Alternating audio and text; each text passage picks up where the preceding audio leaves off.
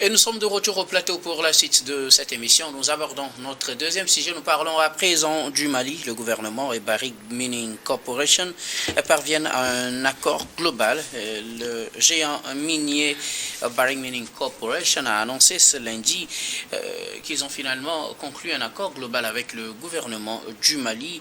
Un accord qui met fin à l'ensemble des différends liés aux mines de Loulo-Goukonto.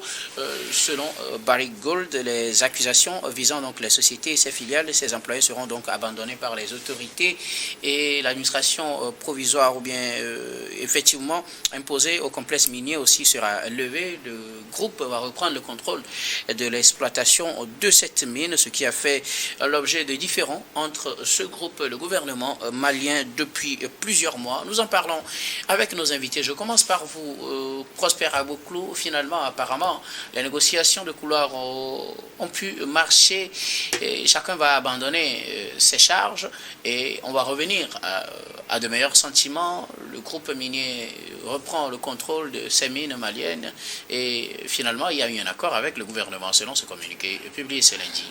Oui, il faut préciser que le groupe minier Barrick Mining Corporation a accepté les conditions du gouvernement malien et je suis content que c'est une fois passant qu'on parle plus positivement donc des affaires du Mali que de parler des groupes djihadistes. Je pense quand même que c'est depuis 2023 que le gouvernement malien a changé un tout petit peu le code minier. C'est à partir du code minier que le gouvernement malien a révisé, qui a posé ce problème-là, parce que dans ce code, l'ancien code, il y a tellement de non-dits, de faveurs et de négligence de la part donc de ces sociétés minières qui viennent exploiter et ils ramènent les fonds ailleurs et ne participent pas au développement du pays, enfin des localités où ils exploitent. Et si vous voyez à peu près, ce sont des mines d'or et l'or représente quand même quelque chose de très important, un marché très important. Et vous savez, le fait est parti, le changement du code minier est survenu au moment où les demandes chinoises étaient tellement importantes sur le marché mondial donc de l'or.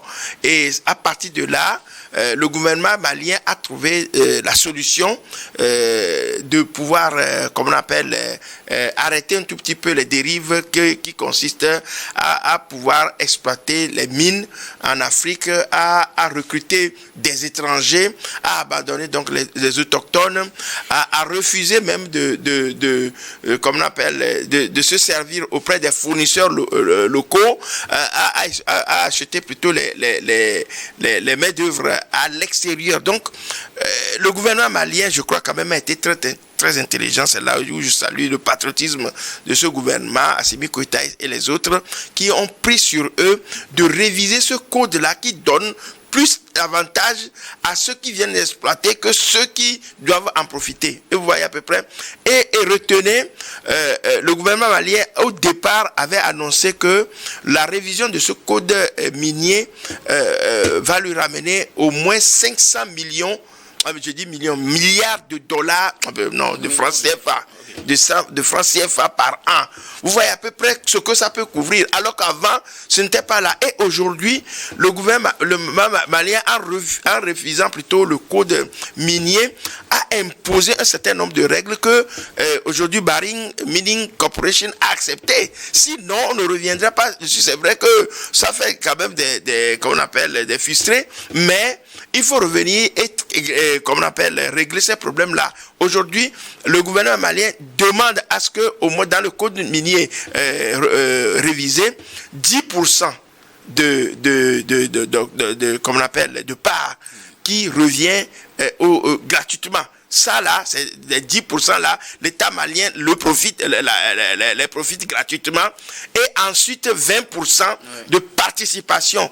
Et il demande également 5% pour les privés. Donc vous voyez à peu près, tout ça là, ça rentre dans, comme on appelle, le progrès, et ça rentre dans le renflouement des caisses de l'État malien pour pouvoir assumer le développement.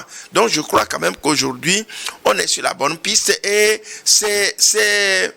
moi j'ai, comme on appelle, remarquer et féliciter la ténacité du gouvernement malien qui n'a pas pu fléchir et être influencé donc par les responsables donc de Barring. Et aujourd'hui, je crois quand même que chacun, même si les choses ne vont pas reprendre aujourd'hui, c'est en 2026, chacun est revenu à de bons sentiments, surtout ceux qui viennent exploiter les mines chez nous. Et ça, c'est un exemple pour tous les pays africains. On reviendra justement sur donc je crois quand même que c'est une appréhension que moi j'ai acceptée, que j'ai appréciée, et qui aujourd'hui fait valoir réellement l'autonomie de l'Afrique sur ses propres richesses. On ne peut pas vivre dans un pays ou sur des terres où on a plein de minerais, de richesses, et qu'on soit pauvre. Et là, aujourd'hui, je crois quand même que l'argent qui rentre déjà, on a dépassé même les 500 millions, 547 millions, je crois, et autres là-dedans. Aujourd'hui, le gouvernement malien est à féliciter. Maintenant, il faut qu'on mette en place des structures de surveillance, des gens qui soient capables, qui ne soient pas corrompus, pour tromper la vigilance donc des autorités. Donc à partir de là, je crois que on en serait à pouvoir développer nos pays à partir de nos propres richesses. Merci beaucoup. À vous Prosper Agoclou, Daimou Bodi, il y a de cela un an, un peu plus, c'était en septembre que cette affaire a commencé avec l'arrestation de certains dirigeants de Barrick Gold au Mali. Le bras de fer s'était engagé entre cet exploitant minier et le gouvernement malien sur la gestion de la mine de Loulo-Boukonto. Le gouvernement malien, avec la révision du code minier, a voulu avoir plus qu'il n'en avait, et Barrick Gold n'avait pas accepté, plusieurs mécanismes ont été déclenchés, le bras de fer s'était installé depuis plus d'un an, comme je le disais, mais finalement, les deux parties sont parvenues à un accord global. Oui, dans cette situation, en fait, Barrick Mining n'était pas fautif, le gouvernement malien n'était pas fautif, c'est les gouvernements précédents là qui ont signé ces accords qui nous ont mis dans cette situation. Déjà, vraiment, le gouvernement actuel du Mali est à féliciter. Ce gouvernement est à féliciter pour cette initiative. Vous savez, aujourd'hui, ce sont des richesses qui appartiennent au sous-sol malien. Des investisseurs viennent pour exploiter ces richesses, et c'est les investisseurs là qui s'en sortent gagnants, beaucoup plus même que l'État. Alors qu'on oublie que demain, si on n'a plus ces ressources, l'investisseur va se déplacer et aller vers un autre pays, mais c'est nous qui avons perdu de nos ressources. Donc, le contexte est que il y a eu des accords précédents d'exonération de taxes et d'impôts entre le Canada et le Mali. C'est-à-dire que les entreprises maliennes installées au Canada vont payer les impôts au Mali. Les entreprises canadiennes installées au Mali vont payer les impôts au Canada, mais de vous à moi. Combien d'entreprises... On avait évité ce qu'on appelait la double imposition. Voilà. Oui, mais soyons sérieux. Combien d'entreprises maliennes, c'est-à-dire que travaillent aujourd'hui au Canada? Et c'est pareil pour beaucoup de pays. Hein. Il n'y a pas que le Canada seul. Il y a des pays occidentaux qui ont signé ces accords. Les pays occidentaux, c'est comme ça qu'ils font. Voilà. Mais moi, je pense que le Mali a été très vigilant parce que c'est des milliards qu'ils ramènent chez eux, et ça constitue même parfois à des fraudes fiscales. C'est-à-dire qu'on ne déclare pas au Mali, on ne déclare même pas exactement au Canada, et donc c'est les gens qui s'enrichissent illicitement. Ça, c'est le premier aspect. Le second aspect, c'est que la gestion est très opaque au niveau de ces compagnies. C'est-à-dire ces compagnies, c'est elles qui déclarent maintenant combien elles ont exploité et leur chiffre d'affaires. C'est-à-dire qu'il n'y avait même pas un contrôle assez efficace pour permettre à celui à qui les richesses appartiennent de pouvoir savoir exactement la quantité d'or exploitée. Et le troisième point, c'était les parts, la participation de l'État malien. Donc généralement en Afrique, les pays, c'est entre 5 à 10%. Personne ne dépasse en général 10%. Mais le Mali a réussi à aller jusqu'à 35%. C'est-à-dire que 30% pour le gouvernement. 20% pour la part du... Bien sûr. En général, ça va être 35%. Voilà. 30% pour le gouvernement et 5% pour les acteurs privés. Donc, je pense que c'est un exemple à copier pour beaucoup de pays. Et ça fait, on dit aujourd'hui qu'il y a une valeur ajoutée de près de 600 milliards de francs CFA pour le gouvernement malien. Et donc, quand on voit cette somme, quand on voit des pays, je prends par exemple l'État togolais où je maîtrise notre budget, qui est à plus de 2000 milliards. Donc, 600 milliards dans 2000 milliards, ça fait quand même assez. Donc, ça fait vraiment un tonus ou bien un ouf de soulagement pour ces pays. Et derrière, il faut vraiment, comme le doyen le disait, qu'il y ait des mécanismes assez sophistiqués pour permettre une gestion efficiente de ces ressources pour le grand bonheur des populations et surtout pour favoriser le développement de nos pays.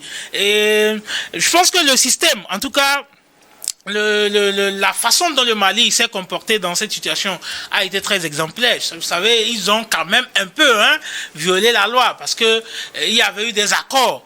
Qu'on ne peut si pas... on veut s'en tenir à la loi, ben, finalement, on n'aurait pas pu faire ça. Oui, on n'aurait pas pu faire ça. Mais il faut quand même reconnaître que, comme je le dis, la société Barrick Mining n'était pas aussi fautive dans cette histoire. C'était des accords. Et on dit en droit que les conventions légalement formées tiennent lieu de loi à ce qu'ils les ont faites. Et donc, ça s'imposait. Et au niveau de l'État malien et au niveau de Barrick Mining. Je pense qu'après, bon, finalement, il faut négocier avec l'arme dans la poche. Donc, je pense que la négociation... C'est des militaires qui sont là-bas. Voilà. Donc, la négociation a abouti. Aujourd'hui, les Maliens ne peuvent que applaudi et j'espère vraiment donc que beaucoup d'autres pays africains leur emboîteront le pas. Vous nous faites une très bonne transition d'ailleurs pour parler peut-être des répercussions d'une telle décision sur les autres pays, parce qu'on sait que le Mali n'est pas le seul à vouloir renégocier ses contrats miniers, à revoir son code minier. Certains pays, je voudrais parler du Sénégal, je veux parler du Niger, je veux parler du Burkina, je veux parler de la Guinée et plein d'autres en tout cas. Du Togo. Justement, on s'est envie peut-être, ou certains l'ont annoncé clairement qu'ils vont renégocier les contrats miniers, d'autres également l'ont engagé. Il y a souvent des bras de fer entre ces pays et les exploitants. Est-ce que ça constitue un bon antécédent pour ces pays, Prosper? Oui, je crois que le bon civisme est la meilleure façon même de suivre, de remarquer les agitations, les agissements de l'autre. Aujourd'hui, le Mali a posé les bases parce qu'avant, on ne pensait pas à cela. On pensait toujours que, même si le collègue disait tout à l'heure que Barrick n'avait pas tort, c'est que c'est des décisions qui sont prises dans des officines ailleurs et qui sont imposées à nos États. Et comme il y a cette faiblesse, cette soumission, cette indépendance, on a peur de l'autre, on se dit, bon d'accord, acceptons, et sans déclarer au peuple ce qui se passe.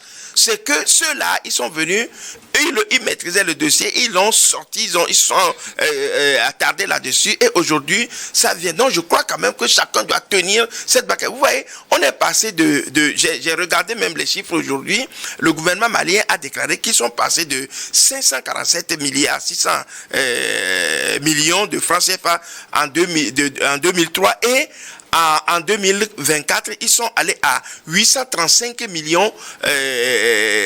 milliards plutôt, je parle de milliards, 835 milliards de francs en 2020. Vous voyez, il y a une augmentation, une faute, ce que le collègue disait tout à l'heure, on transportait tout cet argent-là à l'extérieur, on ne déclarait rien. Aujourd'hui, voilà, donc c'est un exemple sur lequel... Et moi, ce qui m'a encore intéressé, c'est que le Mali a redéfini même l'accord des permis, les permis miniers aujourd'hui. Ouais. Oui, donc il y a les trois types d'accords. Le code minier a changé. A changé. Donc ces trois types d'accords, ceux qui sont révisés, et c'est au prorata de cela que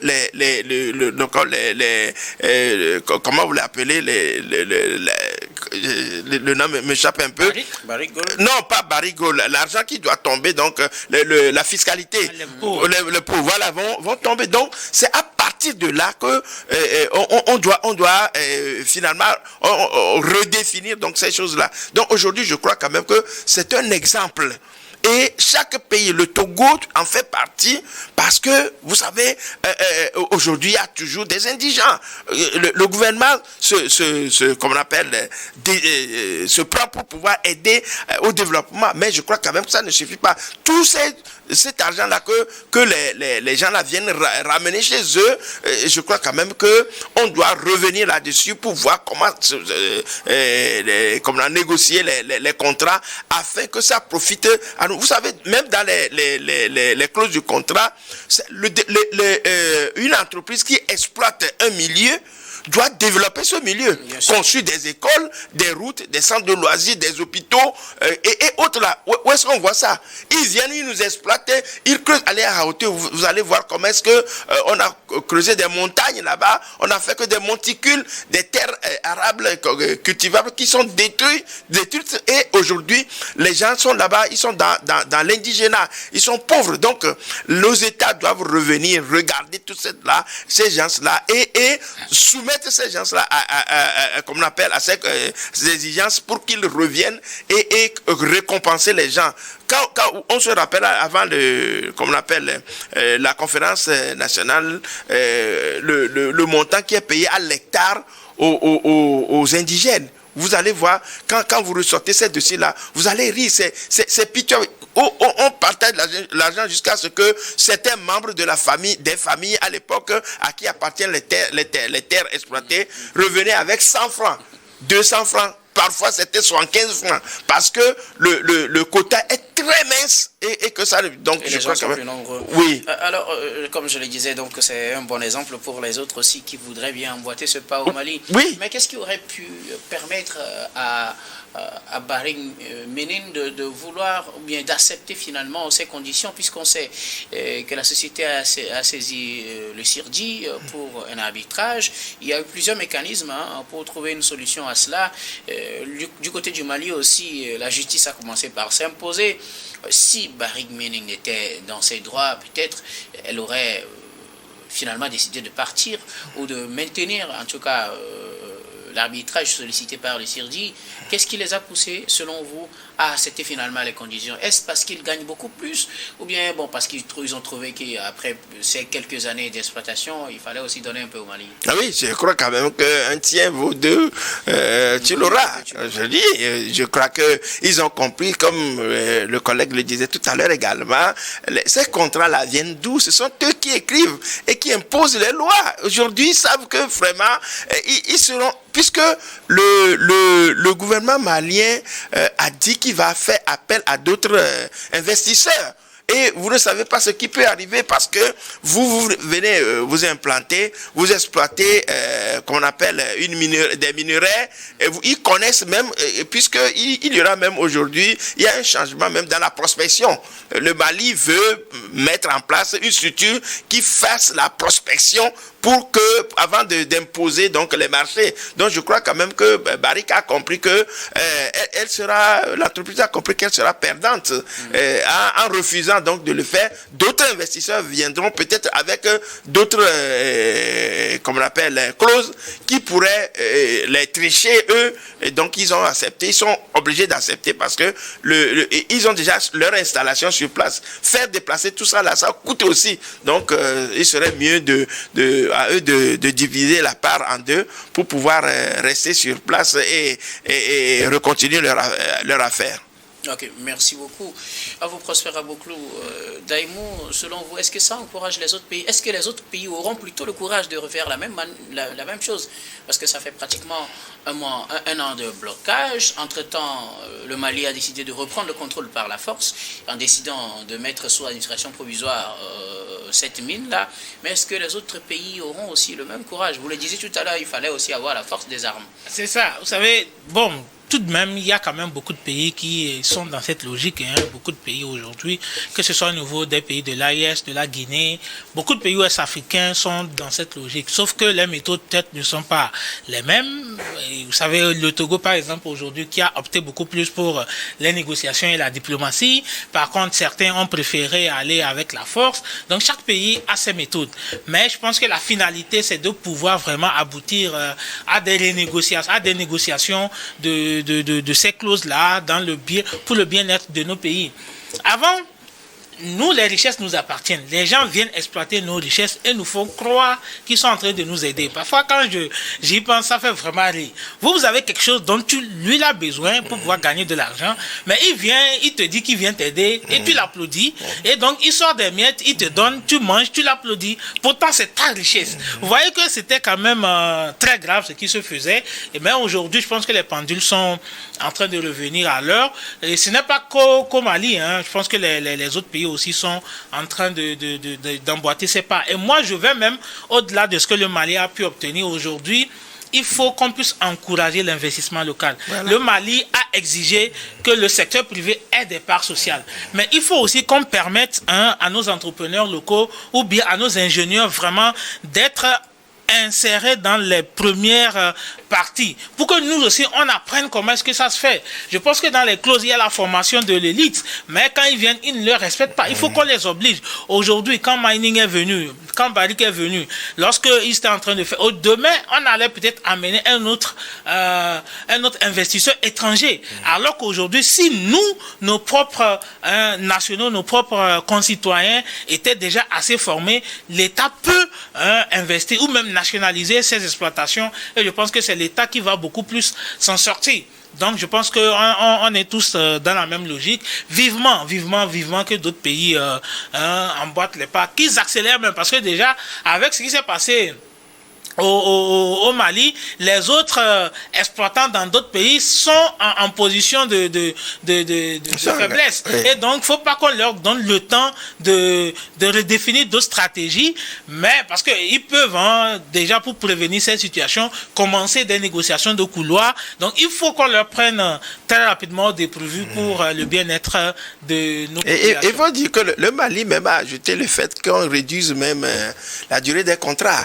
Voilà. C'est passé de 30 ans à 12 ans, renouvelable. Donc, ce qui peut permettre, même s'il y a une succession à la tête de l'État, de pouvoir être regardant. Oui, parce que 30 ans de trucs pour des contrats de ces gens-là, ça fait une génération qui passe. Alors qu'on vient là à 2 générations, je crois que c'est une bonne chose. Mais est-ce que quelque part aussi, ça ne finira pas par faire peur aux investisseurs quand ils s'appellent? Oui, il y a ce côté-là aussi. Quand ils viennent d'un jour à l'autre, quand vous revoir le contrat, ce ne sera plus juteux comme avant. Est-ce qu'ils auront encore des préférences? S'ils sont toujours là, c'est parce que c'est juteux. C'est-à-dire que s'ils sont là, si Barrick a accepté ces négociations, c'est parce que c'est juteux. Et vous savez, aujourd'hui, c'est la Chine qui vraiment leur met en danger. Parce que les Chinois, c'est déjà... Ils sont prêts à tout. Ils sont prêts à tout. Ils sont prêts à tout. Donc, les Chinois, aujourd'hui, leur met en grande difficulté. Donc, ils sont obligés de mettre de l'eau dans leur vin. C'est quand même dommage. Vous savez, ces sociétés-là font leur plus grande richesse en Afrique. Mais par contre, vous allez prendre un ingénieur de Barrick qui travaille peut-être, un ingénieur malien qui travaille au niveau de Barrick, qui va gagner peut-être 500, 700 000 par mois. Mais par contre, un ingénieur canadien qui travaille là-bas va gagner peut-être 10 000 dollars, 10 000 dollars, 7 000 dollars, 15 000 dollars. Donc, vous voyez ce clivage-là de traitement qui se passe. On comprend qu'ils gagnent assez, mais ils ne veulent pas que nous aussi, on gagne. Donc, je pense que c'est de notre droit de réclamer au moins qui est quand même voilà, une bonne part pour le développement de nos pays. Merci beaucoup à vous tous pour vos contributions. Nous allons marquer la pause pour le journal, puis on reviendra tout à l'heure pour la suite de cette émission.